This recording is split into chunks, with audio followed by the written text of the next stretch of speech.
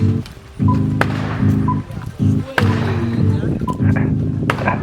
yeah.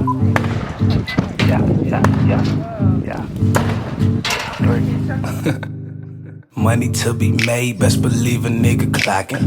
RG3, see there is no other option. Just loyalty and paper, see that is the only topic. And it's family over everything, nothing else top it. Say what you mean, my nigga, mean what you say. Me hold no speaky by no peso. Me no habla inglés, see no evil, speak no evil. Less is pertain to trade, and I leave that to them hoes during that message relay. Don't get complacent, adapt, embrace change. Make sure your circle in the same book but different pages. Hate is a disease, keep positive energy at ease. Smoke tree out green. Love and happy. All right, welcome y'all to Flipping Bricks with Sunny.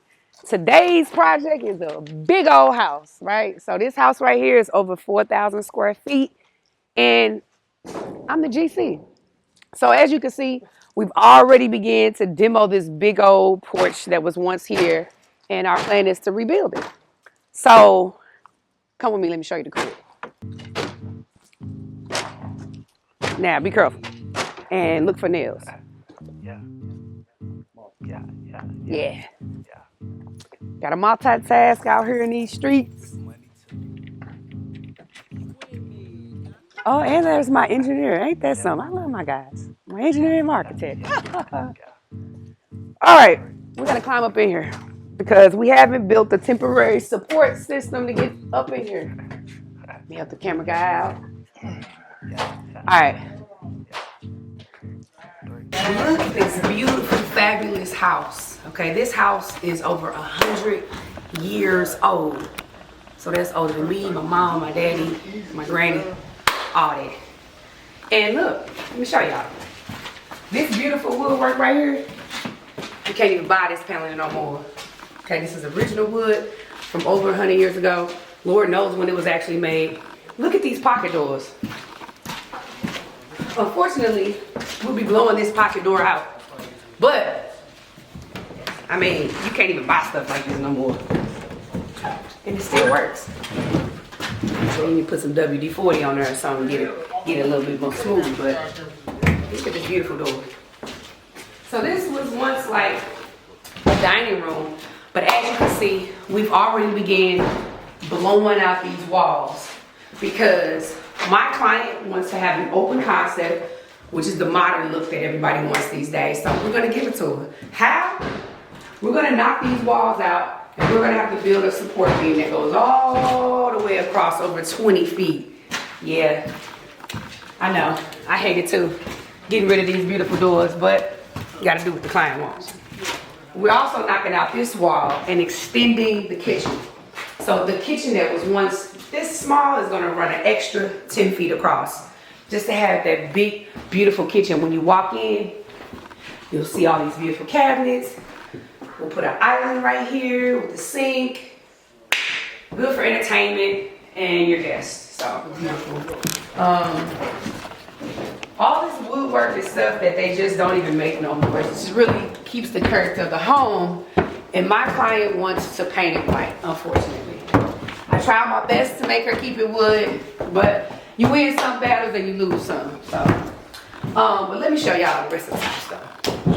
So this room right here, I'm sure it was once a bedroom, but now it will be the master closet. Who wouldn't love a master closet this big? You feel me? I mean, you can do a cartwheel in this place and still not touch the wall. But it's gonna be a his or her closet. And then it has a pocket door that leads you right into the master suite.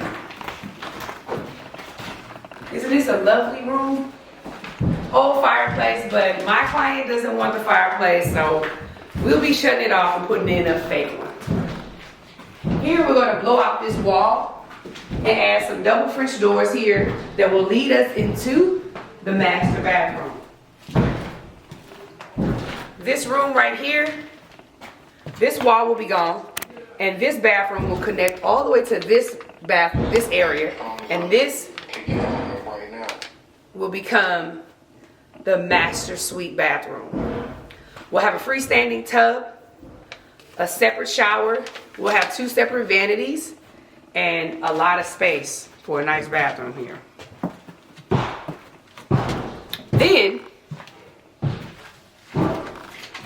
we walk this way, and you have the child's room or the baby's room. My client has a baby girl, so they want this room closest to theirs, and this will be her big old room. We're gonna be blowing out this wall right here, adding a closet for baby girl, okay? And then we're gonna eliminate a window, just because my client wants more wall space. So they may put a desk here, some photos, or what have you. And then the children will share a Jack and Jill bathroom.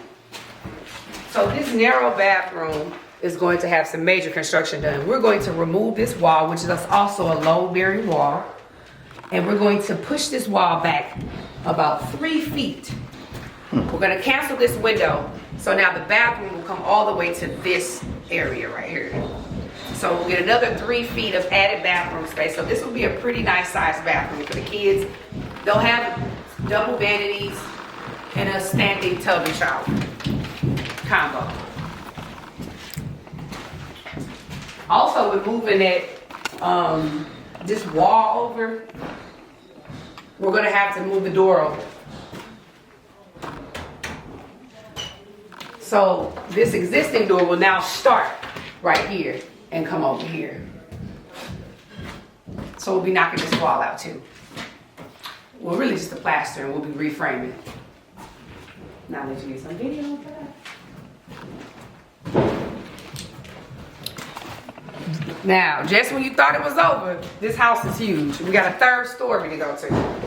This is where the guest bedrooms will be and the guest bath. I like this area because it kind of gives you like a loft feel. Up here will just be an entertainment, general entertainment area for the guests, the children, whomever. And behind you, that ugly thing will be the new bathroom. We'll be tearing out all of this bathroom, bringing it out to about another 5 feet, and just putting in a freestanding tub, vanity, and toilet. There will be no shower here on the 3rd floor, just because of the structure and the shape of the roof. Doesn't give us a lot of room to make a good shower. So we're just gonna put a tub in there, and I guess you'd enjoy that. Watch the steps there. This will be guest bedroom number 1. Not much will be done here.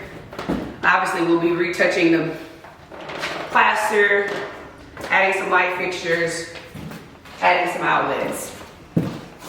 Guest bedroom number 2, same thing. Not much will be done here, just restoring the plaster with drywall, adding some light fixtures, adding more outlets, and painting. And oh, this house is getting all new windows. So, it's a big old house, y'all, but we get it done. That's my architect and engineer. Well, yeah, this is a mess. Oh, you're good. Oh, yeah, we're making it. Watch that live wire there. Oh, Lord. It's like, why are you letting it hang out like this? Well, I didn't let it hang like that. Just the guys were knocking it down. See ya.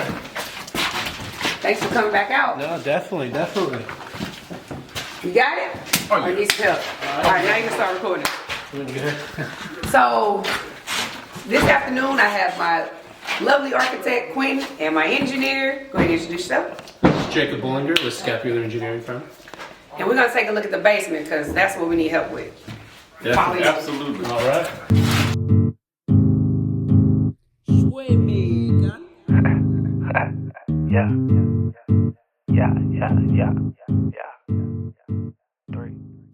Your foundation and what supports your first floor. So obviously it's either your stone or your concrete foundation walls, and then you have your support beams and your support posts. So when you start, anytime you have good metal support posts, that's always a positive thing. But looking up, a lot of houses have metal beams as support beams. This one has wood beams. That's not necessarily a bad thing, but as you can see in this beam particularly, it has a lot of deflection there in the middle of it. You know, so the beam's big. It was obviously designed this way in the past, but over time, you can tell that has degraded a little bit and it has settled some. So, not necessarily a bad thing, but what usually on beams like this, I just recommend putting another post similar to what you have right here, another post here in the middle of this beam. Okay. What you do by that, instead of having, you know, a 12-foot gap here, you cut the effective length down in half. So now this 12-inch by 12-inch, 12-inch by 10-inch beam only supports a 6-foot gap instead of a 12-foot gap. So I believe in a basement So is that why like we see this crack here in the? Yep. Yes, your deflection over time, you know, you got some good wide floor joists here. Over time, that puts a lot of weight on these beams. And so if it's too wide, it will start deflecting, will start sagging in the middle. You'll start feeling that on the floor joist above. So that's when it's always good to add extra support. So I believe this beam right here, along with these over here, that has also some visible sag in it, add some extra posts in there in order to solidify this house going forward. Nice. Yeah. Right. So right now we're looking at maybe three or four extra beams added. I'd say, yes, 4 posts. And the posts not only going from the beam, not right here necessarily, from the beam down, you also got to make sure there's a footing underneath each post because that post will become load bearing and you do need to take all of that load to your footing. If you just put it on this concrete right here, it's just going to crack on this concrete. It's not going to become unstable. You need to make sure there's a good footing underneath. Get it designed by a licensed engineer. And that way you can trust it. That way, like you said, you have a good long life in this building. Okay. All your floor joists, if we can come on here. You also need to respect your floor joists, because even though if your support beam is bad, your floor joist could be bad. Even if your support beam is good, your floor joist could be bad. So, but these joists all look pretty good. A lot of times you might see a notch in them here in the middle, especially where plumbing goes through. You can't have that. But I believe the majority of your floor joists in here are pretty good. Pretty and solid. You can trust them going forward. Nice. Yeah, they're deep enough to go their distance. Yeah. The walls that they want to knock out. And maybe get your professional opinion about that.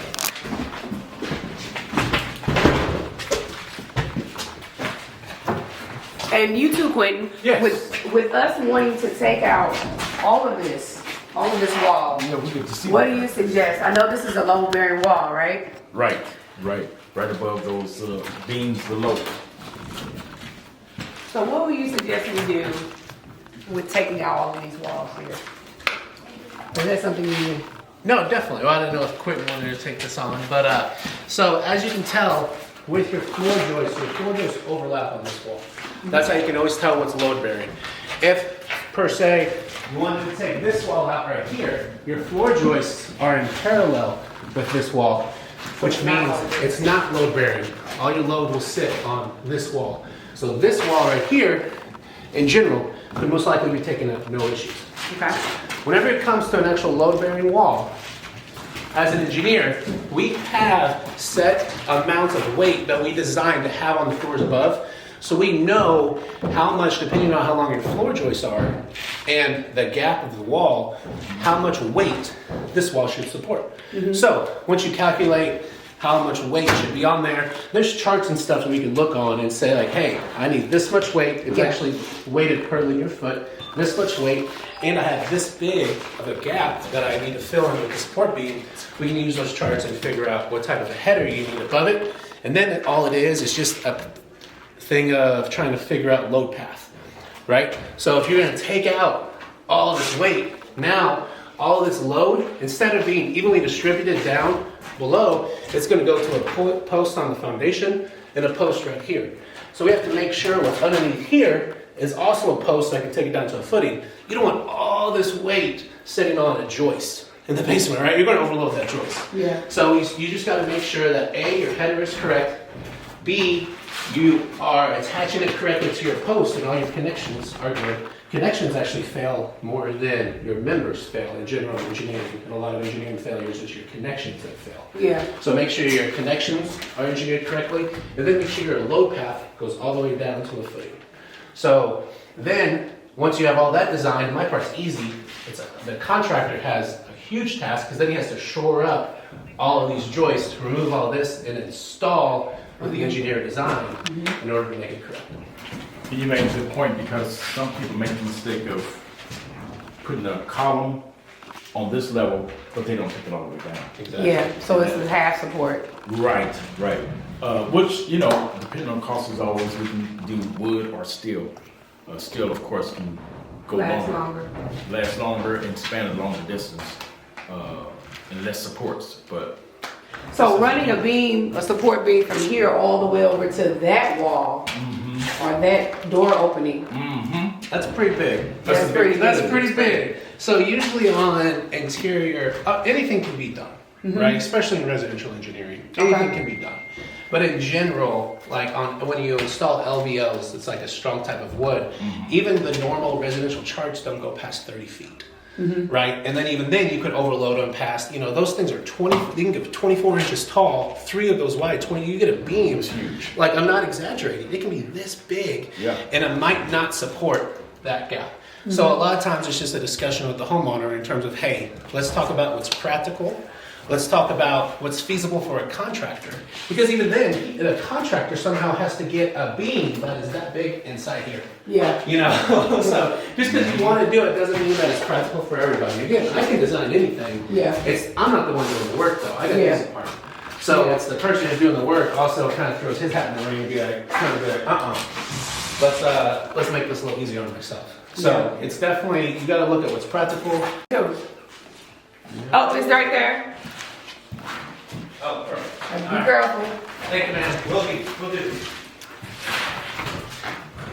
Yeah, so my good old client Yes. has come up with a revised plan. Okay. But I'm strongly against the revised plan Okay. because of we're already knocking out this wall right here. Yeah. Right, Quentin? Right. She is thinking about, well, she was thinking about knocking out this wall too. And I told her that's just too much That's a lot of knocking out. Okay. in this house. You basically Yeah. won't have no walls down here. Yeah. Wow. And I suggest that we keep this wall. She was kind of saying get rid of the so hallway. you telling her to stop here? Yeah, she was Yeah. trying to get rid of eliminate the hallway that we had. Right. And she just wanted you to be able to walk to the bathroom by knocking this wall. But Oh, I highly gotcha. suggest that we keep this wall. What do you think? Wow. Like you said, we probably have to refigure how we would support this. You know, how many, and we know a steel beam is a lot to bring in. But if we went with wood, that wall is gone, because what you want is you want to hide those posts as much as Right. possible. I mean, it probably would be over there somewhere. And then you want bearing, so probably here. I don't know, do you know what that distance is? Oh no, not at all. Yeah, I so know it's over. Ooh, over, it's let me see. it's probably about 30 About 30 feet. feet, yeah, it's big. And so Okay. here, Okay. yeah, right. Adapt to the idea we've already planned. And we'll have to see, even with doing that, where we place the column related to the beams downstairs and all that, which may mean adding another column in the basement with the footing and all that. She even mentioned, and again, this is against my judgment. She wanted to take this wall back and make the kitchen wider. Oh, she wants to remove this too? She wants to push this whole thing in a tag. But I also told her no because Because this is where the bathroom is, right? yeah, but she was thinking about because it's such a big bathroom. Yeah. Making it a little bit because it's just a half bath, making it a little bit more narrow. Okay. But I don't know. This is not a support wall. No. But give me 1 second. But we still don't want to necessarily push this back if we don't have to. So. Think that would have been nice to catch. I know. Geronimo! Yeah, I heard it. I didn't know what it was, but I heard it. Hey, he a good thinker. Yeah, how we get it. He didn't want to talk. I'm like, I ain't know how to do it. He a good thinker. I was like, huh? He is a good thinker. He is a good thinker. Because, There's a lot of other good things. oh, but I don't know about Why you smiling like that? Tell why you smiling like that on HGTV? What is that about? I'm blushing. Let me